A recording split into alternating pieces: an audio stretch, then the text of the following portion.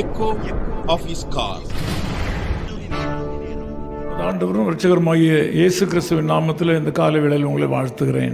మన ప్రభువు రక్షకుడైన యేసుక్రీస్తు నామమునందున ఈ ప్రొద్దుట వేళ మిమ్మల్ని అందరినీ అభినందిస్తున్నాను. உங்கள் நல்வாழ்வுக்காக நாங்கள் பாரத்தோடு ஜெபம் பண்ணுகிறோம். మీకు మంచి జీవితం ఉండాలని మేము భారంతో మేము రోజు ప్రార్థిస్తున్నాము. ஆண்டவர் உங்களுக்கு நல்வாழ்வையும் தீர்க்காயுசையும் கொடுப்பார். మీకు ఒక మంచి జీవితాన్ని దీర్ఘాయుషుని ప్రభువు ప్రసాదించును గాక. எபிரேயர் 13 அதிகாரம் 6 வசனம் விதமாக சொல்கிறது. ఎబ్రేయులకు రాసిన పత్రిక 13వ అధికారంలో 6వ వచనం ఇలా సెలవిస్తుంది. கர்த்தர் எனக்கு சகாயர் நான் பயப்படேன். ప్రభు నాకు సహాయుడు నేను భయపడను అని రాయబడి ఉన్నది. இங்கே ரெண்டு முக்கிய காரியங்களை பார்க்கிறோம். ఇక్కడ రెండు ముఖ్యమైన విషయాలను చూస్తున్నాము. சகாயம் செய்கிற தேவன், ఆయన సహాయం చేసే ప్రభువు, பயத்தில் ஆழ்ந்த மனிதர். ఆయన భయంలో ఉన్న ఒక మనిషి. இங்கே ஒவ்வொரு நாளும் மனிதனுடைய வாழ்க்கையில புதிய புதிய பயங்களும் திகில்களும் உண்டாகின்றன. ఒక్కొక్క రోజు మనుషుల జీవితంలో కొత్త కొత్త భయాలు, ఎన్నో దిగుళ్ళు వాళ్ళ హృదయంలో వస్తుంది. ஒவ்வொரு மனிதனும் பயப்படுகிற காரியங்கள் அவள் வாழ்க்கையில இருக்கின்றன. ఒక్కొక్క మనిషి వాళ్ళ జీవితంలో ఏదో ఒక విషయం కోసం వాళ్ళు భయపడుతూ ఉంటారు. வியாதியினாலே பயம் உண்டாகிறது. వాళ్ళకి అనారోగ్యం వల్ల వాళ్ళకున్న భయం, எதிராளிகளுக்கு முன்னாலே வருகிற பயம் இருக்கிறது. శత్రువులకు భయపడడం, சில நேரங்களில் நாம் செய்துவிட்ட தவறுகளினாலே ஏற்படுகிற பயம், కొన్నిసార్లు మనం చేసిన తప్పులు పాపాల బట్టి దాని భయపడడం, ஏராளமான காரணங்கள் பயத்திற்கு உள்ளன. అలాగే ఈ భయపడటకు ఎన్నో కారణాలు ఉన్నాయి. இந்த காரியத்தை குறித்து சங்கீதம் 27:1 ఇలాంటి విషయాన్ని గురించి కీర్తన గ్రంథం 27:6 ఇవ్వబడింది. 118 சங்கீதம் 6 வசனத்திலையும் நாம் பார்க்கலாம். 118వ వచనం 6వ వచనంలో కూడా, 118వ కీర్తనలో 6వ వచనం కూడా ఇవ్వబడింది. இந்த காலவெளியில் இங்கே எபிரேய நிருபத்தின் ஆக்கியோன் சொல்கிறார், கர்த்தர் எனக்கு சகாயர். ఇక్కడ హెబ్రేయులకు రాసిన పత్రిక రాసిన అతను చెప్తున్నాడు, ప్రభు నాకు సహాయుడు. நீங்களும் இந்த காலவெளியில் அமிதமான ஒரு అనుభూతికుల్లా கடந்து வர வேண்டும் என்று ஆண்டவர் எதிர்பார்க்கிறார். మీరు కూడా అట్లాంటి ఒక అనుభవంలోకి రావాలని ప్రభు ఎదురు చూస్తున్నాడు. எபிரேயர் 13 அதிகாரம் 5 வசனம் விதமாக சொல்கிறது. ఎబ్రేయులకు రాసిన పత్రిక 13వ అధికారం 5వ వచనం ఇలా సెలవిస్తుంది. நீங்கள் பண ஆசை இல்லாதவர்களாக நடக்க வேண்டும். మీరు ధనాపేక్ష లేనివారై ఉండాలి అని రాయబడి ఉన్నది. நீங்கள் தேவனுடைய தயவிலே வாழ்வதற்கு இது முதல் படியாக இருக்கிறது.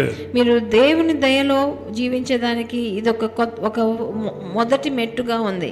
ஏனென்றால் பண ஆசை எல்லா தீமைகளுக்கும் வேறாயிருக்கிறது என்று வேதம் சொல்கிறது. ఎందుకంటే ధనాపేక్ష అన్ని కీడులకి వేరుగా ఉంది అని ఇంకో చోట మనం వచనంలో చదువుతున్నాం. இரண்டாவதாக உங்களுக்கு இருக்கிறவைகள் போதும் என்று எண்ணுங்கள் என்று கர்த்தர் சொல்கிறார். ఇంకో చోట మీకు ఉన్న దాన్ని బట్టి మీరు సంతృప్తిగా ఉండండి అని ప్రభువు సెలవిస్తున్నాడు. இந்த ரெண்டு காரியங்களை நாம் கருத்தை கவனிக்கும் போது, ఈ రెండు విషయాల్ని మనం శ్రద్ధగా చూసినప్పుడు, கர்த்தர் சொல்கிற வாக்குத்தத்தம் என்னவென்றால், ప్రభు సెలవిచ్చే వాగ్దానం ఏంటంటే, நான் உன்னை விட்டு விலகுவதில்லை, నేను నిన్ను విడవను, நான் உன்னை கைவிடுகிறதில்லை, నిన్ను ఎడబాయను అని చెప్తున్నాడు. கர்த்தர் எனக்கு சகாயர் என்று நாம் சொல்லும் போது, ప్రభు మనకు సహాయుడు అని చెప్పినప్పుడు, நாம் பாவத்திலே வாழ்ந்து தீமைகளுக்கு உட்பட்ட மக்களாக இருக்கலாகாது. మనం పాపంలో జీవిస్తూ తప్పు చేసే మనుషులుగా ఉండకూడదు. இங்கே வேதம் சொல்கிறபடி நீங்கள் பண ஆசை இல்லாதவர்களாக இருந்து உங்களுக்கு இருக்கிறவைகள் போதும் என்று தீர்மானிங்கள். ఇలా పరిశుద్ధ గ్రంథం చెప్పినట్టు మీరు ధనాపేక్ష లేనివారుగా మీరు ఉన్న దాంట్లో సంతృప్తి పడేవాళ్ళుగా ఉండండి. அப்படியானால் கர்த்தர் உங்களுக்கு சகாயராக இருப்பார். అట్లా చేసినప్పుడు ప్రభు మీకు సహాయం, பயமில்லாத ஒரு வாழ்க்கை உங்களுக்கு கிடைக்கும். మీకు ఏ భయము లేని ఒక జీవితం మీకు దొరుకుతుంది. ஆண்டவரிடத்தில் உங்கள் பாவங்களை அறிக்கை செய்து மனம் திரும்பி கர்த்தருக்கு பிரியமாய் வாழ முன்வாருங்கள். మీరు చేసిన మీ పాపాలని ప్రభు దగ్గర మీరు అప్పగించి ఆయన దగ్గర క్షమార్పణ కోరండి. ஆண்டவர் இன்று உங்களை விட்டு விலக மாட்டார். ఎప్పుడు ప్రభువు మిమ్మల్ని వదలడు, உங்களோடு கூட இருப்பார், మీతో పాటు ఉంటాడు, உங்களை கைவிட மாட்டார். మీ చెయ్యి విడబడు. நீங்கள் கைட்டு செய்கிற காரியங்களில் உங்களுக்கு சகாயம் வரும். మీరు చేసే పనులలో ఆయన సహాయం చూస్తారు. நீங்கள் பயப்பட வேண்டிய அவசியம் இல்லை. మీరు దేనికి భయపడవలసిన అవసరం లేదు. ஜெபிக்கலாம். ప్రార్థన చేద్దాం. அன்பின் பிதாவே, இந்த மக்கள் எல்லாரையும் உம்முடைய அன்பு கரங்களில் ஒப்புக் கொடுக்கிறேன். ప్రియ తండ్రి, నా ప్రియ జనులను దేవజనులను మీ చేతికి అప్పగిస్తున్నాను. உலகத்தின் பலவிதமான நெருக்கங்களினாலே பயந்து நம்பிக்கையற்று இருக்கிறார்கள். ఈ లోకంలో ఉన్న ఎన్నో భయాలను చూసి వాళ్ళు ఎంతో నమ్మకం లేకుండా జీవిస్తున్నారు తండ్రి. இந்த காலை வேளையில் சந்திக்க வந்ததற்காக நன்றி ஆண்டவரே. ఈ ప్రొద్దుటి వేళ వీళ్ళందరినీ కలిసి దానికి వచ్చారు, అందుకని స్తుతులు. இந்த மக்கள் மேல் தம்முடைய கரத்தை வைத்து இவர்களை ஆசீர்வதிப்பீராக. వీళ్ళందరి మీద మీ చేతిని పెట్టి వాళ్ళని ఆశీర్వదించండి తండ్రి. இவர் வாழ்க்கையின் எல்லைகள் எல்லாம் உம்முடைய பரிசுத்தம் காணப்படுவதாக. వాళ్ళ జీవితంలో ఒక్కొక్క చోట మీ పరిశుద్ధత చూడని. பொருளாதார காரியங்களில் உண்மையாக இருப்பார்களாக. వాళ్ళ ఆర్థిక విషయాల్లో వాళ్ళు నిజంగా నిజాయితీగా ఉండేదానికి సహాయం చేయండి. தங்களுக்கு தேவன் கொடுத்திருக்கிற ஆசீர்வாதங்கள் போதும் என்று மன ரம்மியமாக இருக்க கிருபை தருவீராக. ప్రభు వాళ్ళకి ఇచ్చిన ఆశీర్వాదాల్లో వాళ్ళు సంతృప్తి చెందేదానికి సహకారం చేయండి. இவருக்கு முன்னாலே இருக்க பெரிய பிரச்சனைகளை நீக்குவீராக. వాళ్ళ ముందున్న పెద్ద పెద్ద కష్టాలని పోరాటాలని మీరు మార్చివేయండి నాయన. எல்லா தேவைகளையும் சந்திப்பீராக. వాళ్ళకున్న అన్ని అక్కర్లు తీర్చండి. அற்புதமான வழி நடத்தும். అద్భుతమైన దారిలో వాళ్ళని నడిపించండి. அதிசயமான காரியங்களை செய்யும். అతిశయాలు చేయండి వాళ్ళ జీవితంలో. இயேசு கிறிஸ்துவின் நாமத்தில் ஜெபிக்கிறோம் பிதாவே. ప్రభువైన యేసుక్రీస్తు నామమునందున వేడుకుంటున్నాము తండ్రి. ஆமென். ఆమేన్.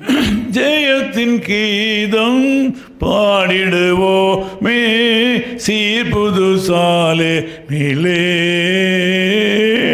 சீர்மிது சாலே மிலே.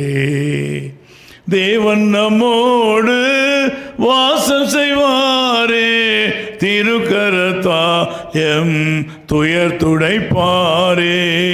துக்கம் இல்லை ஏ, துன்பம் இல்லை ஏ, துதியின் காண மே தோனி தீடுமே.